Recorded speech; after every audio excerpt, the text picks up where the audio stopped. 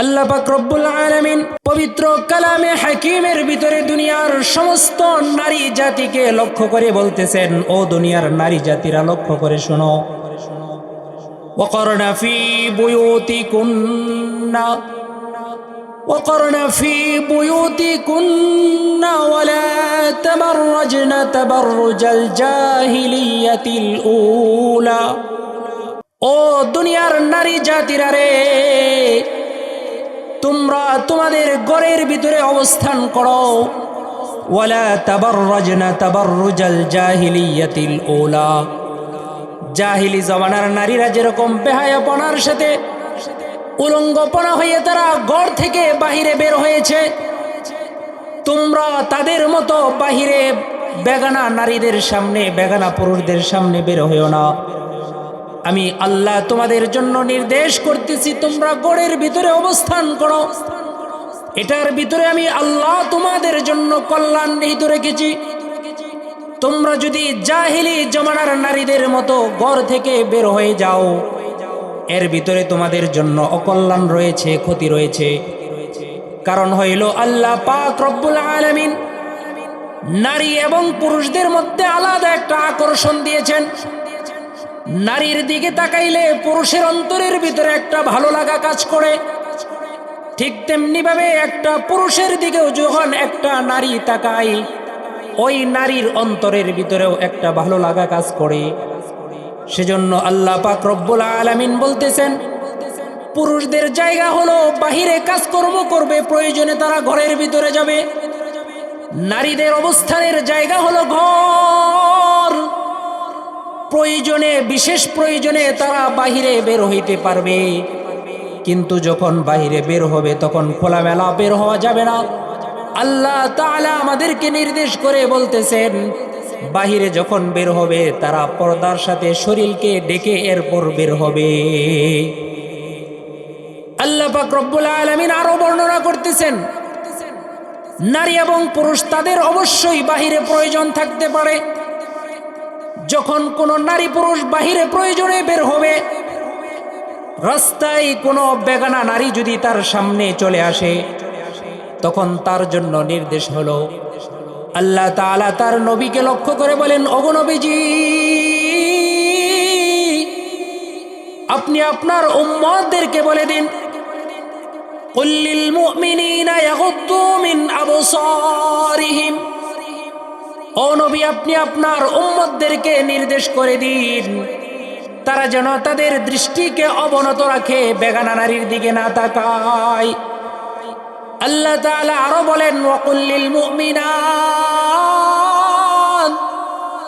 ও নবী, আপনি নারী জাতিকেও বলে দিন, তারা যেন বাহিরে যখন বের হবে তাদের দৃষ্টিকে অবনত রাখে, বেগানা কোনো পুরুষের দিকে না তাকায়।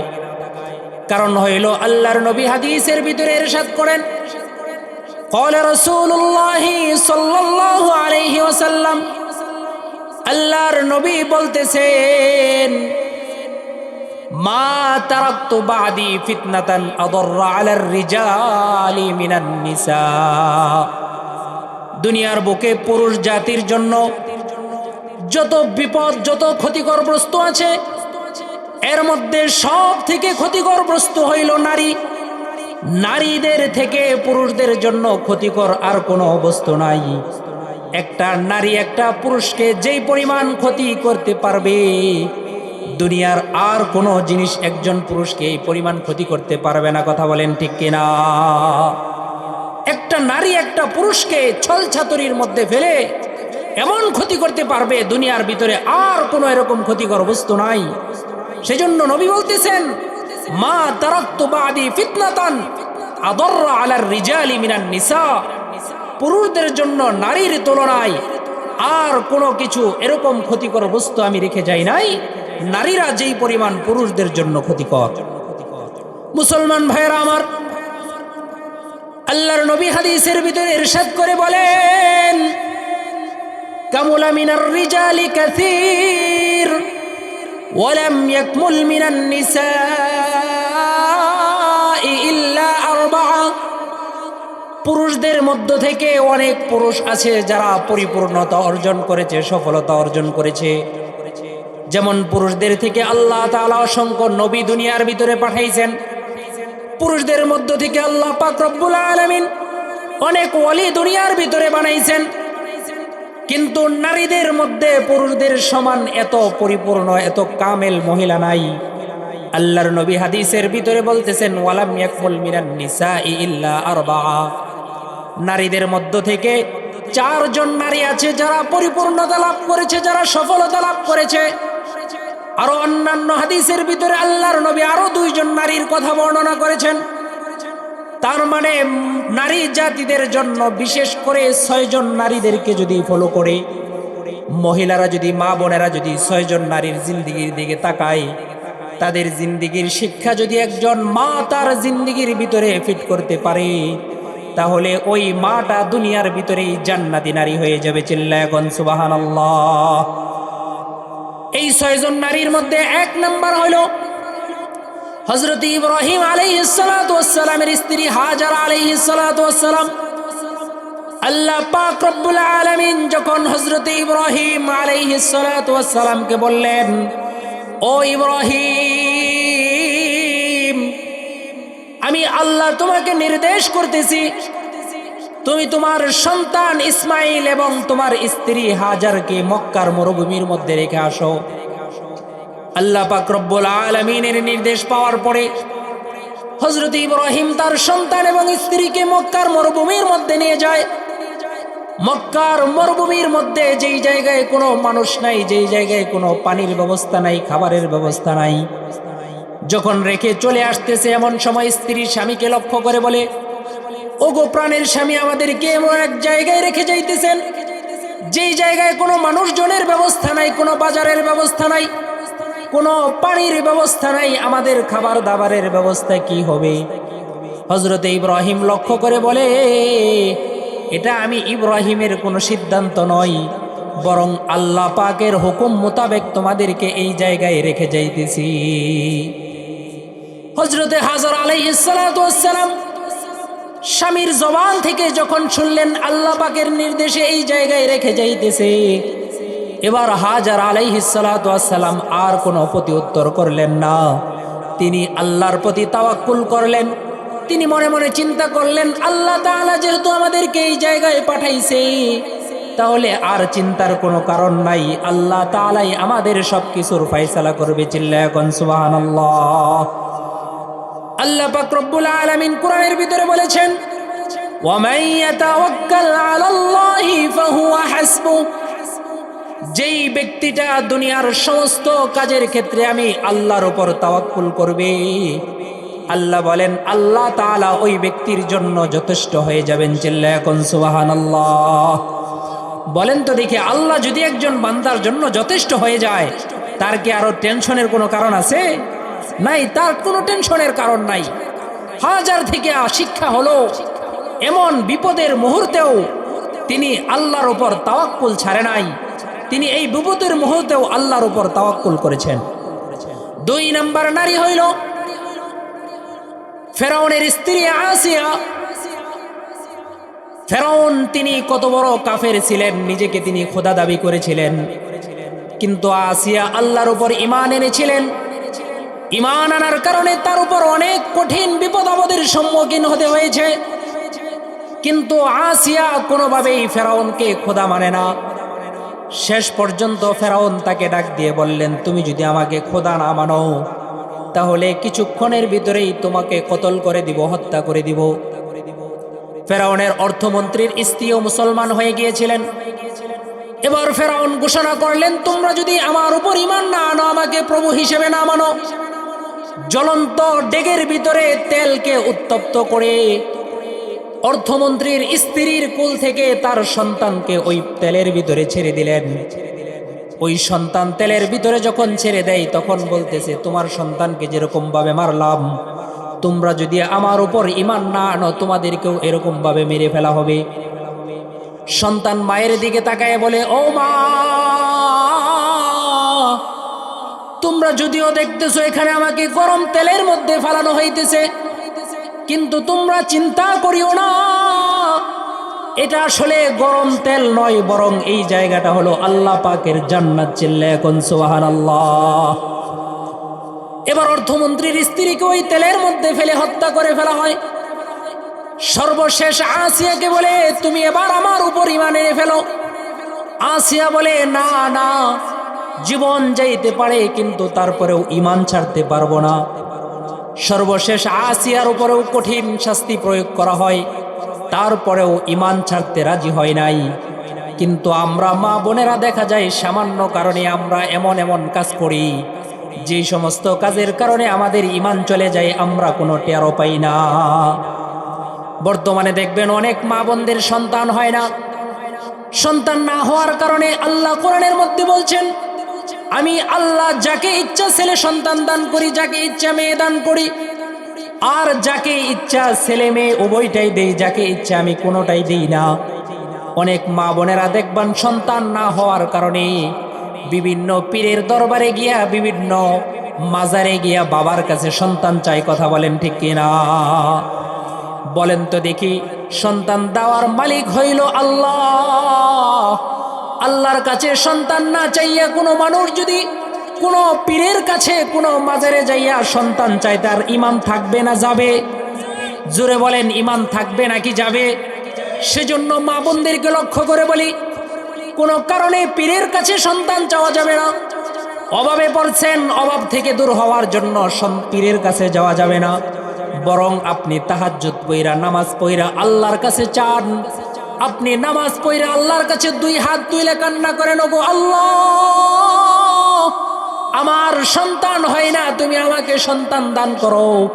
আপনার চোখের পানি যদি আল্লাহর কাছে কবুল করাইতে পারেন, তাহলে আল্লাহ তাআলা আপনাকে সন্তান দিবেন। কথা বলেন ঠিক কিনা? হযরত ইব্রাহিম ৮০ বছর বয়স পর্যন্ত তার কোনো সন্তান হয়েছিল না। আল্লাহর কাছে হযরত ইব্রাহিম সন্তান চাইছে। আল্লাহর কাছে হযরত ইব্রাহিম সন্তান চাওয়ার কারণে ৮০ বছর বয়সে আল্লাহ পাক রব্বুল আলামিন ইব্রাহিমকে সন্তান দিয়েছে। বলেন তো দেখি, ওই আল্লাহ এখনো আছে নাকি নাই? ওই আল্লাহর শক্তি আগে যেরকম ছিল এখন কি ওরকম আছে নাকি কমে গেছে? এখনো ওরকমই আছে। সুতরাং ইব্রাহিম যদি ৮০ বছর বয়সে আল্লাহর কাছ থেকে সন্তান চাইয়া পাইতে পারে, আমি আপনি কি জন্য পাবো না? এখানে আল্লাহর দুর্বলতা নাই, বরং আমার দুর্বলতা। কথা বলেন ঠিক কিনা? আমি আল্লাহর কাছে চাইতে জানি না, আমি আল্লাহর কাছে ওরকম ভাবে চাইতে জানি না, চাই না। আমি যদি বিপদে পইরা আল্লাহর কাছে চাইতাম, অবশ্যই অবশ্যই আল্লাহ আপনাকে দিত। কথা বলেন ঠিক কিনা? সেজন্য মুসলমান ভাইয়েরা, আল্লাহর নবী ৬ জন নারীর কথা বলছেন। ২ নাম্বার নারী হযরতে আসিয়া থেকে শিক্ষা হলো, যত বিপদের মধ্যেই পড়েন না কেন ঈমান ছাড়া যাবে না। ৩ নাম্বার নারী হইল, আল্লাহ তাআলা তার নামে কোরআনের ভিতরে একটা সূরা নাজিল করেছেন, সূরা মারিয়াম। হযরতে মারিয়াম আলাইহিস সালাতু ওয়াস সালাম মসজিদের ভিতরে সদা সর্বদা ইবাদতের মধ্যে মগ্ন থাকতেন। তার জিন্দেগি থেকে আমাদের জন্য শিক্ষা হলো, মা বোনদের সবসময় ইবাদত বন্দিগির মধ্যে লিপ্ত থাকতে হবে।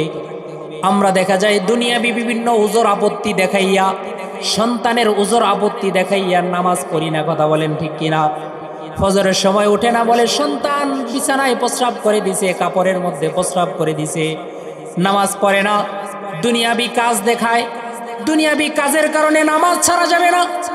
কারণ হইল আল্লাহ পাক রব্বুল আলামিন নামাজকে যেরকম পুরুষদের উপর ফরজ করেছেন, ঠিক তেমনি ভাবে নারীদের জন্য আল্লাহ পাক রব্বুল আলামিন নামাজকে ফরজ করেছেন। আপনি যদি আল্লাহর কাছে বলেন সন্তান প্রস্রাব করে দিয়েছিল সেই জন্য নামাজ পড়ি নাই, এই অজুহাত কি আল্লাহর দরবারে কাজে লাগবে কিনা বলেন? এই সমস্ত অজুহাত কাজে লাগবে না। হযরতে মারিয়াম সদা সর্বদা মসজিদের ভিতরে, নামাজের ভিতরে, ইবাদতের মধ্যে লিপ্ত ছিলেন। সেজন্য আমাদেরও এখান থেকে শিক্ষা হলো, সর্বদা ইবাদতের মধ্যে মগ্ন থাকতে হবে। ৪ নাম্বার নারী আল্লাহর নবীর সর্বপ্রথম স্ত্রী হযরতে খাদিজাতুল কুবরা রাদিয়াল্লাহু তাআলা আনহা।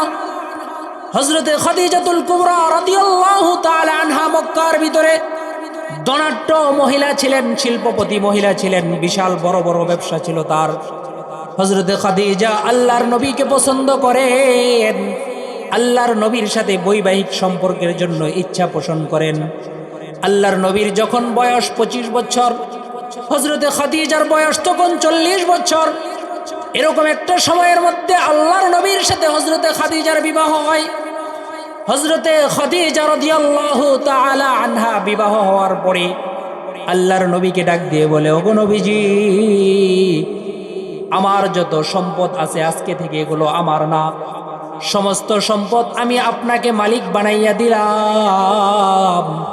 এই সমস্ত সম্পদকে ইসলাম প্রচার করার জন্য আপনি যেভাবে ইচ্ছা, যখন যে জায়গায় ইচ্ছা আপনি ব্যবহার করতে পারেন। আমি খাদিজার কোনো আপত্তি থাকবে না। চিল্লায় এখন সুবহানাল্লাহ। হযরতে খাদিজা রাদিয়াল্লাহু তাআলা আনহা আল্লাহর নবীর কষ্টের দিনের সঙ্গী ছিলেন।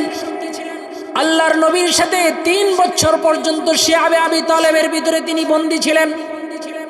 আল্লাহর নবীর সাথে তিনি খেয়ে না খেয়ে তার জিন্দেগিকে পরিচালনা করেছেন।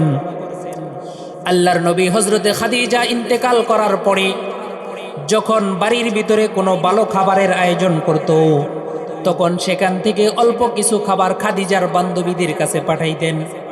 হযরতে আয়েশা রাদিয়াল্লাহু তাআলা আনহা আল্লাহর নবীর এই দৃশ্য দেখে, এই কাজ দেখে মাঝে মাঝে একটু কষ্ট পাইতেন, রাগ করতেন। আল্লাহর নবী হযরতে আয়েশাকে ডাক দিয়ে বলেন, ও আয়েশা, তোমরা হইলে আমি নবীর সুখের দিনের সাথী, আর খাদিজা আমার দুঃখের দিনের সাথী ছিল। আমি খাদিজার মোহাব্বত এখনো পর্যন্ত বলতে পারি না। চিল্লায় এখন সুবহানাল্লাহ। মুসলমান ভাইরা আমার, আল্লাহর নবীর স্ত্রী হযরতে আয়েশা রাদিয়াল্লাহু তাআলা আনহাও তিনি কোনো দিক থেকে কম ছিলেন না। হযরতে আয়েশা সিদ্দিকা রাদিয়াল্লাহু তাআলা আনহা এত মেধাবী মহিলা ছিলেন। আল্লাহর নবী যত হাদিস বর্ণনা করতেন সবগুলো হাদিস তিনি মুখস্থ করতেন। হযরতে আয়েশা নবীজির কাছ থেকে 2210টা হাদিস বর্ণনা করেছেন। সাহাবা একরাম যখন কোনো জটিল মাসআলার সম্মুখীন হইতেন, তখন হযরতে আয়েশার কাছে গিয়া সেই মাসআলার সমাধান করতেন। হযরতে আয়েশা থেকে আমাদের জন্য শিক্ষা হলো, হযরতে আয়েশা ইলমের জন্য তিনি মেহনত করেছেন। আমাদের মা বোনেরা মনে করে আমরা তো হইলাম নারী জাতি, আমাদের কোরআন হাদিস শিক্ষার দরকার নাই। বলেন তো দেখি, নারীদের কোরআন হাদিস শিক্ষার দরকার আছে না নাই?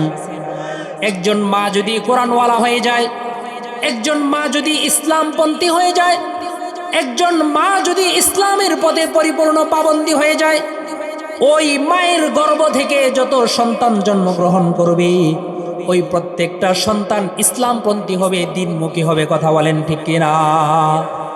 কারণ গাছ যদি ভালো হয় তার ফল ভালো হয়, গাছ যদি খারাপ হয় তার ফলটা ওরকম খারাপ হয়।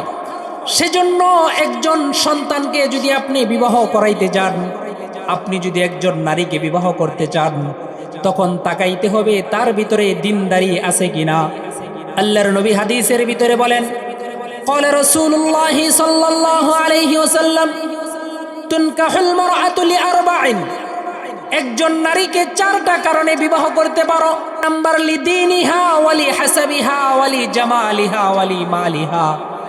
প্রথমে দেখবা তার ভিতরে দিনদারি আছে কিনা, 2 নাম্বার তার বংশ ভালো কিনা, 3 নাম্বার তার ধন সম্পদ আছে কিনা, 4 নাম্বার তার সৌন্দর্য আছে কিনা।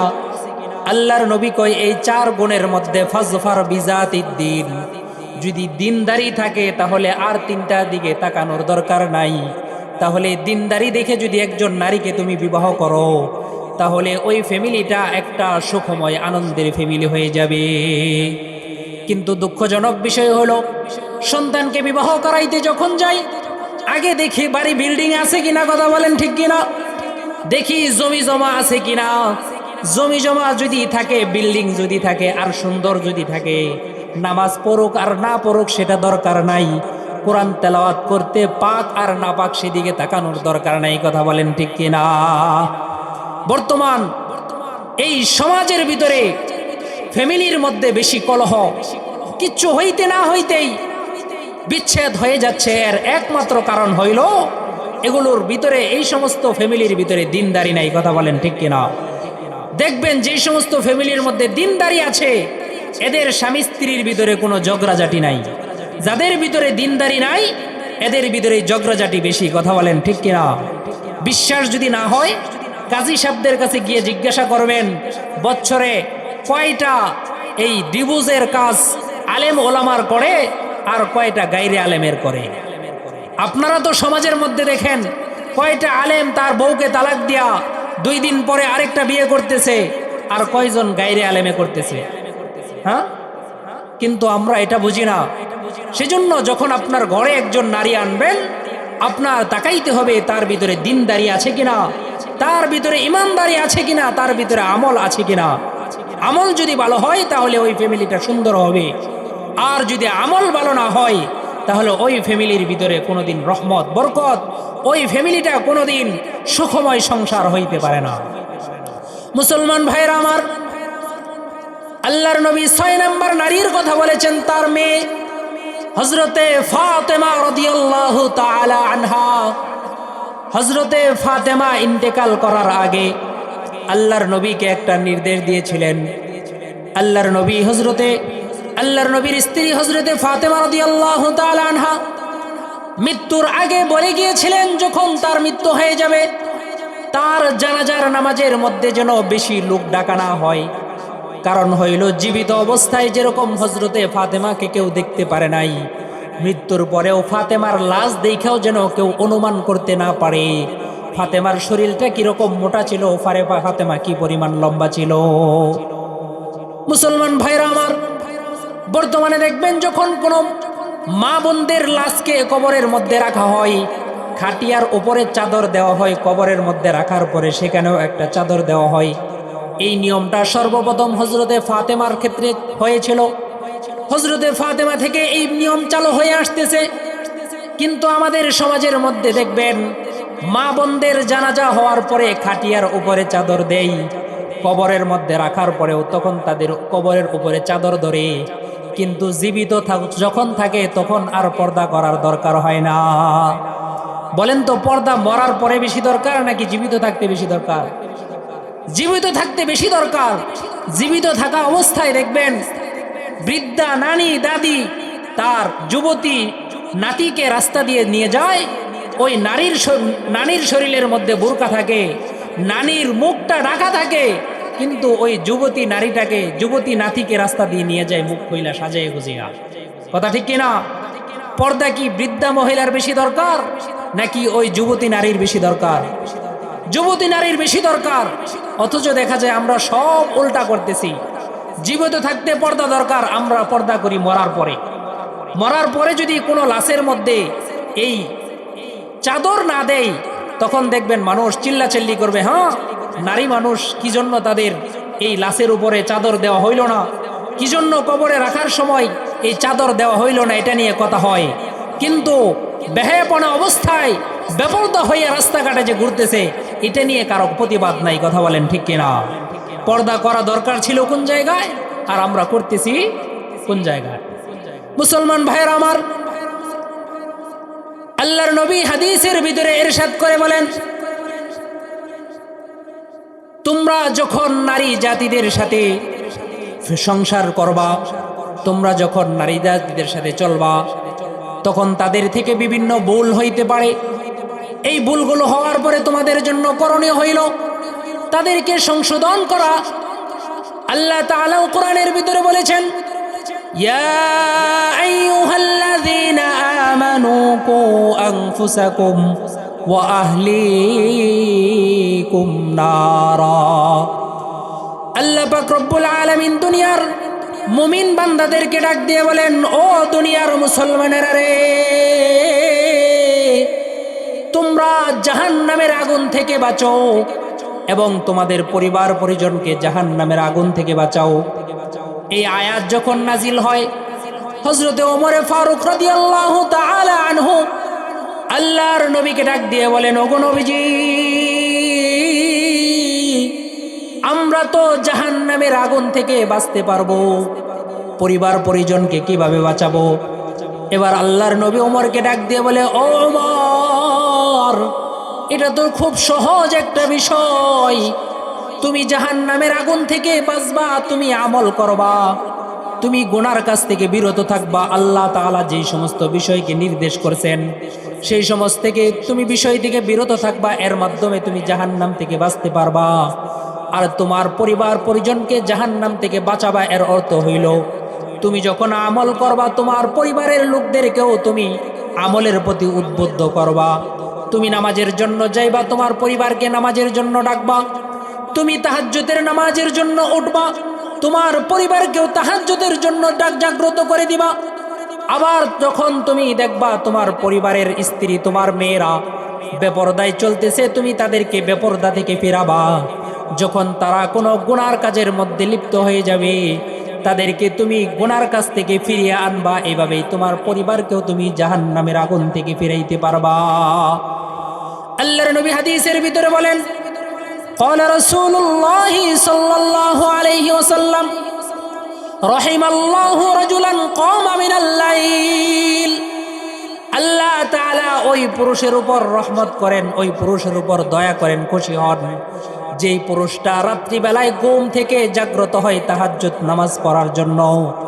এরপর নিজে যখন তাহাজ্জুদ নামাজ পড়ার জন্য জাগ্রত হয়, নিজে নামাজ পড়ার পরে নিজের স্ত্রীকেও ঘুম থেকে জাগ্রত করে তাহাজ্জুদ পড়ার জন্য।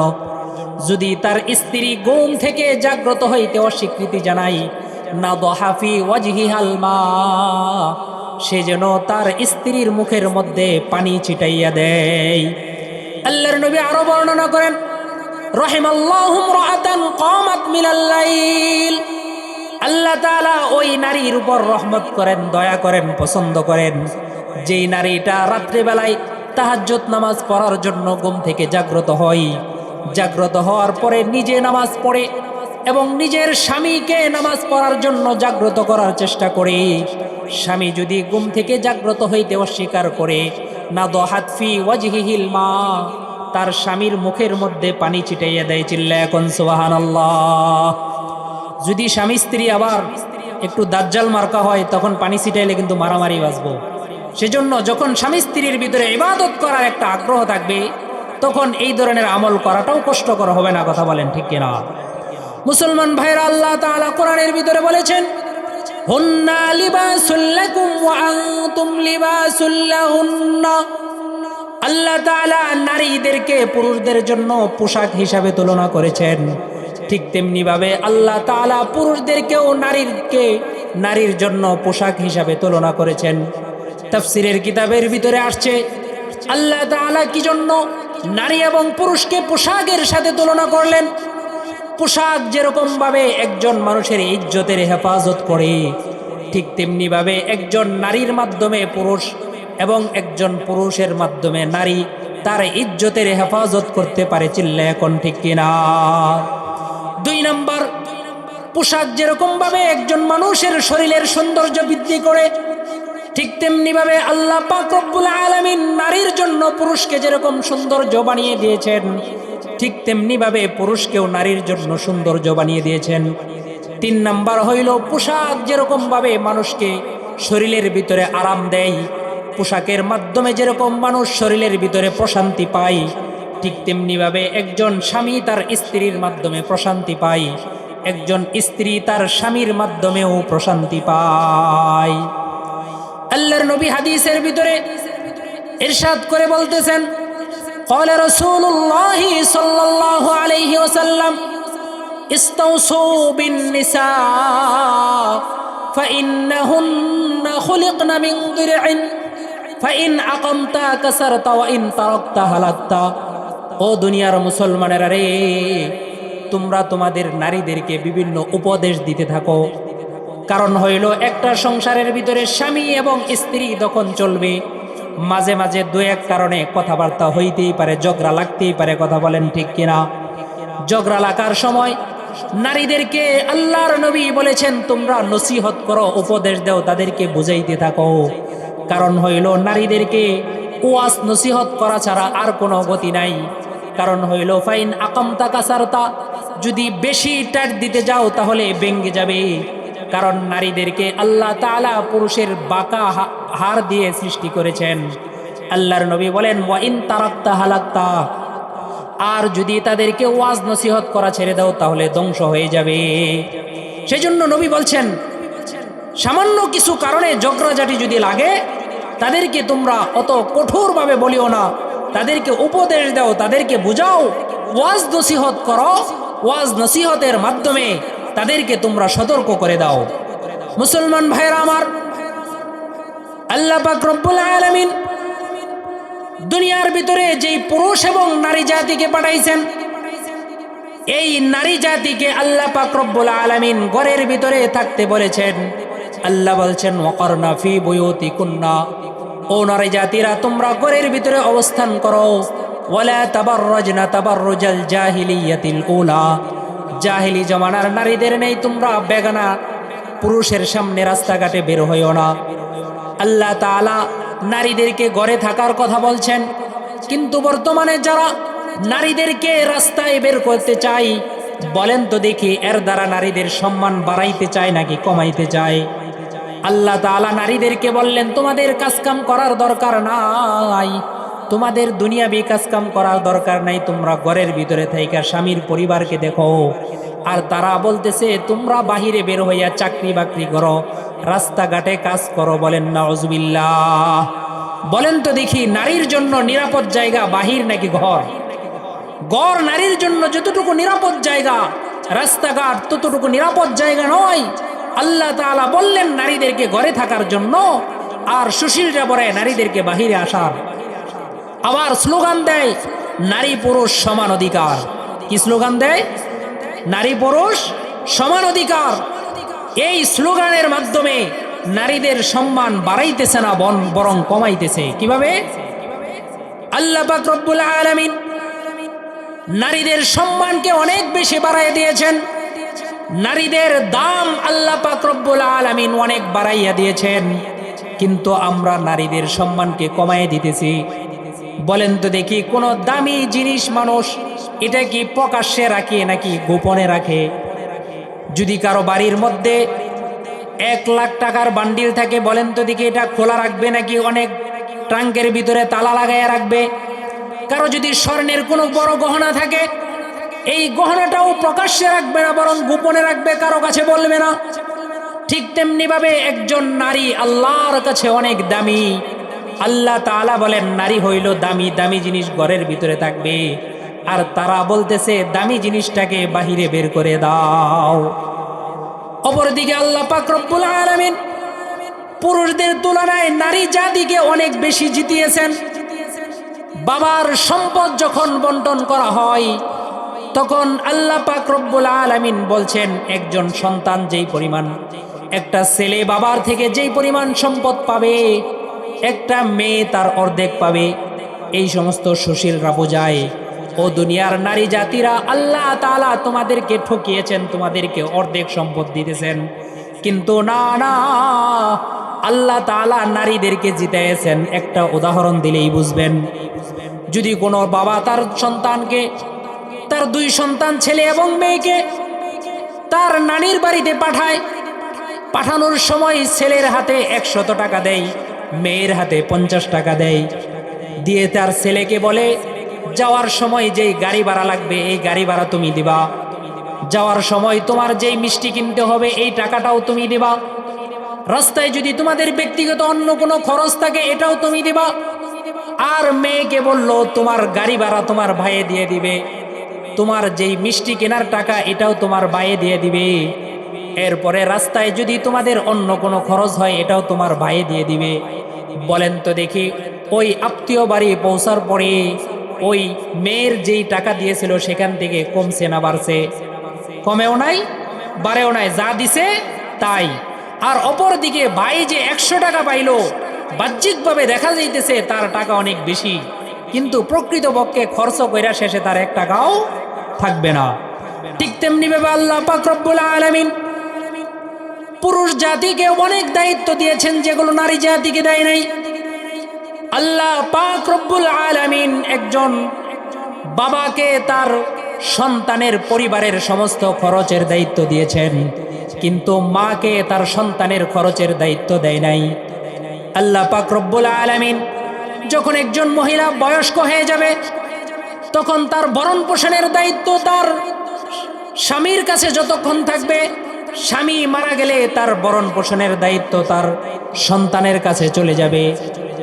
মুসলমান ভাইরা আমার, কিন্তু একজন নারীকে আল্লাহ পাক রব্বুল আলামিন কোনো দায়িত্ব দিলেন না। অপরদিকে একজন বাবাকে যেরকম ভাবে সন্তান পরিবারের দায়িত্ব দিয়েছেন, আবার একজন সন্তানকে তার মায়েরও দায়িত্ব দিয়েছেন। কথা বলেন ঠিক কিনা? পুরুষের অনেক খাত আছে, কিন্তু নারীদের কি নাই? কোনো খাত নাই।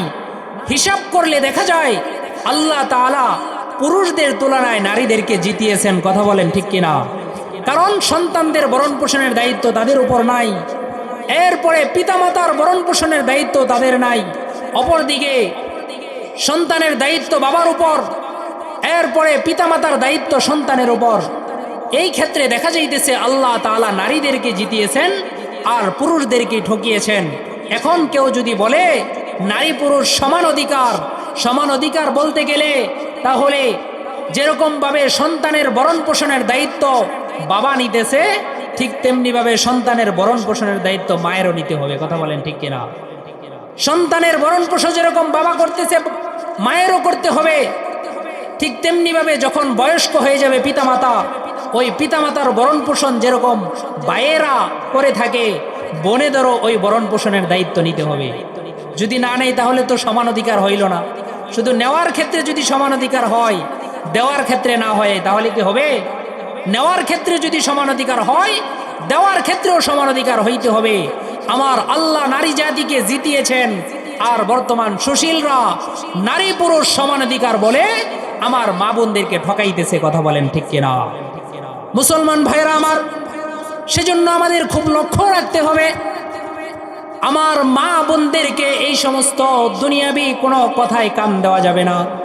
বরং আল্লাহ পাক রব্বুল আলামিন মা বোনদের জন্য যে সমস্ত নির্দেশ প্রদান করেছেন, এই সমস্ত হুকুমের প্রতি আমাদের লক্ষ্য রাখতে হবে। যখন আমরা পরিবারের ভিতরে দ্বীন আনতে পারবো, ওই পরিবারটা সুন্দর হয়ে যাবে, আল্লাহর নবীর সুন্নত তরিকায় হয়ে যাবে। মুসলমান ভাইয়েরা আমার, আমাদের মা বোনদের ভিতরে এমন কিছু খারাপ গুণ আছে, যেই খারাপ গুণের কারণে আল্লাহর নবী মা বোনদের ব্যাপারে বিশেষ কিছু শাস্তির ব্যবস্থা করেছেন, বিশেষ কিছু শাস্তির ঘোষণা করেছেন। আল্লাহর নবী যখন মেরাজের রজনীতে জান্নাত জাহান্নাম ভ্রমণ করে আসেন, আল্লাহর নবী কিছু নারীদের পাশ দিয়ে হেঁটে যায়। হেঁটে যাওয়ার সময় আল্লাহর নবী ওই সমস্ত নারীদেরকে লক্ষ্য করে বলে, ইয়া মাশারান নিসা, ও দুনিয়ার নারী জাতিরা রে, লক্ষ্য করে শোনো, ইন্নী উরিতু আকসারু আহলিন নার, আমি জাহান্নামের ভিতরে যেই সমস্ত মানুষদেরকে দেখছি, এদের মধ্যে থেকে সব থেকে বেশি নারী জাতিকে দেখছি। জুড়ে বলেন নাউজুবিল্লাহ। এবার ওই সমস্ত নারীরা নবীজিকে লক্ষ্য করে বলে, ওগো নবীজি, কি জন্য নারী জাতিকে আপনি বেশি জাহান্নামী দেখছেন? আল্লাহর নবী বলেন, দুই কারণে আমি নারীদেরকে বেশি জাহান্নামী দেখেছি। এক নাম্বার হইল তুকফিরনাল লানা, দুই নাম্বার হইল তাকফুরনাল আশির। এক নাম্বার, নারী জাতিদের মধ্যে একটা বদ অভ্যাস হইল তারা বেশি বেশি লানত করে। দেখবেন একজন আরেকজনের সাথে যদি ঝগড়া লাগে, বলে দেখি সন্ধ্যার আগে তোর মরা মুখটা যেন আল্লাহ আমাকে দেখায়, তোর উপর ঠাড়া পড়ে না কেন। সন্তানকে দেখবেন বিভিন্ন সময় গালি দেয়, কালকে সকালবেলা যেন তোর মরা মুখ দেখি, এই ধরনের কথা বলে কিনা বলেন? এই ধরনের কথা, এই সমস্ত কথা বলা সম্পূর্ণ শরীয়তের পক্ষ থেকে নিষেধ। আল্লাহর নবী বলতেছেন তুকসিরনাল লানা, নারী জাতির একটা অভ্যাস হইল তারা অপরের উপর বেশি বেশি লানত করে। দুই নাম্বার বদ অভ্যাস হইল তাকফুরনাল আশির, নারী জাতি বেশি বেশি স্বামীর অকৃতজ্ঞ হয়। একজন স্বামী তার পরিবারের জন্য অনেক কিছু দেয়, একজন স্বামী তার পরিবারের জন্য, একটা পরিবারকে সুন্দরভাবে চালানোর জন্য রাত দিন পরিশ্রম করে মাথার ঘাম পায়ে ফেলে। একদিন যদি একটু লবণ আনতে দেরি হয়, একদিন যদি একটু চুন আনতে দেরি হয়, পান আনতে দেরি হয়, বলে তোমার ঘরে আইসা জিন্দিগিতে কোনোদিন কোনো কিছু পাইলাম না। সারা জীবন পাইছে, একদিন যদি না পায়, বলে তোমার ঘরে আইসা কোনো কিছু পাইলাম না। এর মানে সে স্বামীর অকৃতজ্ঞ হইল। কথা বলেন ঠিক কিনা? এই দুই কারণ, বেশি বেশি লানত করা এবং স্বামীর অকৃতজ্ঞ হওয়া, এই দুই বদ অভ্যাসের কারণে আল্লাহর নবী বলতেছেন এই সমস্ত কারণে আমি জাহান্নামের ভিতরে নারী জাতিকে বেশি দেখেছি। জোরে বলেন নাউজুবিল্লাহ। قال رسول الله صلى الله عليه وسلم, আল্লাহর নবী হাদিসের ভিতরে বলেন, আল মারআতু ইযা সাল্লাত খামসাহা ওয়া সামাত শাহরাহা ওয়া হাফিজাত ফুরুজাহা ওয়া আতাআত বালাহা দাখালাল জান্নাহ। একজন নারীর ভিতরে যদি চারটা গুণ পাওয়া যায়, এক নাম্বার গুণ হইল ইযা সাল্লাত খামসাহা, একজন নারী যখন 5 ওয়াক্ত নামাজকে সঠিকভাবে আদায় করবে। আল্লাহ পাক রব্বুল আলামিন নারীদের উপর নামাজকে ফরজ করেছেন যেরকম পুরুষদের উপর ফরজ করেছেন, সেজন্য কোনো সামান্য অজুহাতের কারণে নামাজ ত্যাগ করা যাবে না। মা বোনরা যখন সময় মতো 5 ওয়াক্ত নামাজ আদায় করবে। 2 নাম্বার ওয়া সামাত শাহরাহা, রমজান মাসের রোজাগুলো যখন সঠিকভাবে রাখবে। 3 নাম্বার ওয়া হাফিজাত ফুরুজাহা, নিজের লজ্জাস্থানকে যখন একজন মা বোন হেফাজত করবে। 4 নাম্বার ওয়া আতাআত বালাহা, স্বামীর অনুগত করবে। স্বামীর অনুগত করার দ্বারা উদ্দেশ্য হইল স্বামী তার স্ত্রীকে বৈধ কোনো কাজের আদেশ করে, স্বামী তার স্ত্রীকে বলে পর্দায় থাকার জন্য, নামাজ পড়ার জন্য, গুনার কাজ না করার জন্য। স্বামী যদি কোনো বৈধ কাজের আদেশ করে, এই সমস্ত বিষয়ের যখন অনুগত করবে, আল্লাহর নবী ওই নারীদের ব্যাপারে বলতেছেন দাখালাল জান্নাহ, এই নারীটা জান্নাতের ভিতরে প্রবেশ করবে। চিল্লায়ে কোন সুবহানাল্লাহ। মুসলমান ভাইরা আমার, অপরদিকে নারী জাতির মধ্যে আরো কিছু বদখাসলত আছে। আল্লাহর নবী হাদিসের ভিতরে বলতেছেন, লানা রাসূলুল্লাহি সাল্লাল্লাহু আলাইহি ওয়াসাল্লাম আল ওয়াসিলা ওয়াল মুস্তাওসিলা, নারীদের মধ্যে কিছু নারী আছে যারা আল্লাহর দেওয়া সৌন্দর্যে তারা সন্তুষ্ট নয়, বরং তারা দেখবেন নিজের সৌন্দর্যকে বৃদ্ধি করার জন্য মাথার মধ্যে পরচুলা লাগায়, লম্বা চুল লাগাইয়া নিজের সৌন্দর্য বৃদ্ধি করে। আল্লাহর নবী বলতেছেন, ওই সমস্ত নারীদের উপর লানত, যে সমস্ত নারীরা আল্লাহর দেওয়া চুলকে পছন্দ না কইরা তাদের মাথার মধ্যে নিজেরা লম্বা চুল লাগাইয়া নিজেদের সৌন্দর্য বৃদ্ধি করে। চিল্লায়ে এখন নাউজুবিল্লাহ। 2 নাম্বার হলো আল ওয়াশিমা ওয়াল মুস্তাওশিমা। ওয়াশিমা বলা হয় ওই সমস্ত নারীকে যারা নিজেদের শরীরের মধ্যে ট্যাটু অঙ্কন করে, যারা নিজেদের শরীরের মধ্যে বিভিন্ন জিনিস অঙ্কন কইরা নিজেদের শরীরের সৌন্দর্য বাড়ায়, এদের প্রতিও আল্লাহর নবীর লানত। 3 নাম্বার হইল আন্নামিসাত ওয়াল মুতানাম্মিসাত,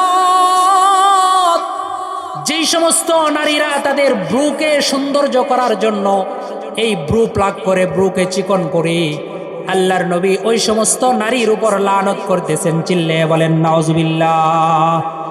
মুসলমান ভাইরা আমার, নারীদের আরো অনেক বদখাসলত আছে যেগুলোর কারণে আল্লাহর নবী হাদিসের ভিতরে বলতেছেন, নারী জাতির ভিতরে বেশি বেশি গীবত করার অভ্যাস আছে, নারী জাতির মধ্যে বেশি বেশি চুগলখড়ি করার অভ্যাস আছে। একজনের কথা আরেকজনের মধ্যে লাগাইয়া ঝগড়া সৃষ্টি করে, কথা কোন ঠিক কিনা? একজনের গীবত আরেকজনের সাথে করে, চুগলখড়ি করে, এই ধরনের কথা লাগানোর মাধ্যমে সমাজের মধ্যে ফিতনা সৃষ্টি করে। আল্লাহর নবী বলতেছেন, এই সমস্ত অভ্যাস যাদের ভিতরে থাকবে ওই সমস্ত নারীরা জাহান্নামে যাবে। আল্লাহর নবী কয়, জান্নাত এটা এমন একটা জায়গা, যে জায়গাটা জান্নাতের এত নাজ নিয়ামত, জান্নাতের সুঘ্রাণ এত বেশি হয়, যে জান্নাতের সুঘ্রাণ 500 বছর দূর থেকেও পাওয়া যায়। আর নারীর ভিতরে যদি এই সমস্ত অভ্যাস থাকে, ওই নারীরা জান্নাতে যাবে তো দূরের কথা, জান্নাতের ঘ্রাণ পর্যন্ত পাবে না। চিল্লায়ে এখন নাউজুবিল্লাহ। সেজন্য সব সময় আমাদের খেয়াল করতে হবে। পুরা আলোচনার সারসংক্ষেপ হইল, 1 নাম্বার, আমাদের সন্তানদেরকে, আমাদের স্ত্রীদেরকে পর্দার মধ্যে রাখবো। আল্লাহর নবী হাদিসের ভিতরে বলেছেন, কোনো পুরুষ যদি তার নিজের স্ত্রীকে পর্দার মধ্যে না রাখে, কোনো পুরুষ যদি তার মেয়েকে পর্দার মধ্যে না রাখে, ওই সমস্ত পুরুষ হইল দাইয়ুস, আর দাইয়ুস কোনোদিন জান্নাতে প্রবেশ করবে না। আমরা কি দাইয়ুস হব? কখনোই নয়। সেজন্য আমাদের স্ত্রীকে, আমাদের মেয়েদেরকে পর্দার মধ্যে রাখতে হবে, যথা সম্ভব চেষ্টা করতে হবে, পরিবেশ তৈরি করতে হবে। বর্তমান তো জায়গায় জায়গায় মহিলা মাদ্রাসা হয়েছে, এগুলোর মাধ্যমে পর্দার একটা পরিবেশ আমাদের মধ্যে এসে গেছে। আমাদের মা বোনদের মধ্যে যদি দ্বীনি শিক্ষা দিতে পারি, তখন পর্দার কথা আপনার বলতে হবে না, তারাই আপনাকে বাড়িতে এসে বলবে, বাবা বাড়িতে পর্দার ব্যবস্থা করার কথা বলেন, ঠিক কিনা? কিন্তু যদি আমাদের সন্তানদের মধ্যে দ্বীনি শিক্ষা দিতে না পারি, এই সন্তানটা যখন স্বামীর ঘরে যাবে, তখন এই স্বামীর ঘরে সে সুখে থাকতে পারবে না, কারণ তার ভিতরে তো দ্বীন নাই। তার গর্ভ থেকে যে সন্তানগুলো হবে তাদেরকেও সে দ্বীন শিখাইতে পারবে না, কারণ তার ভিতরে কি নাই? দ্বীন নাই। 2 নাম্বার কথা হইল, আমাদের পরিবারটাকে যেন একটা দ্বীনি পরিবার বানাইতে পারি। যেই 6 জন নারীর কথা বললাম, 1 নাম্বার হাজারের জীবনী থেকে শিক্ষা হইল তাওয়াক্কুল আলাল্লাহ। 2 নাম্বার আসিয়ার জীবনী থেকে শিক্ষা হইল ইমানের উপর অবিচল থাকা। 3 নাম্বার মারিয়াম আলাইহিস সালাতু ওয়াস সালামের জীবনী থেকে শিক্ষা হইল সদা সর্বদা ইবাদতের মধ্যে মগ্ন থাকা। 4 নাম্বার হযরতে খাদিজার জিন্দেগি থেকে শিক্ষা হইল স্বামী ভক্তি হওয়া। 5 নাম্বার হযরতে আয়েশার জিন্দেগি থেকে আমাদের শিক্ষা হইল নারীদেরকেও দ্বীনি ইলম শিক্ষা করা। 6 নাম্বার হযরতে ফাতেমার জিন্দেগি থেকে শিক্ষা হইল পরিপূর্ণ পর্দার উপরে থাকা। আল্লাহ তাআলা আমাদের সকলকে, আমাদের মা বোনদেরকে এই 6 জন নারীর জিন্দেগিকে ফলো করে জিন্দেগিকে পরিচালনা করার তৌফিক দান করুক। সকলেই বলেন আমিন। ওয়া আখিরি দাওয়ানা আনিল হামদুলিল্লাহি রাব্বিল আলামিন। আসসালামু আলাইকুম ওয়া রাহমাতুল্লাহি ওয়া বারাকাতুহু।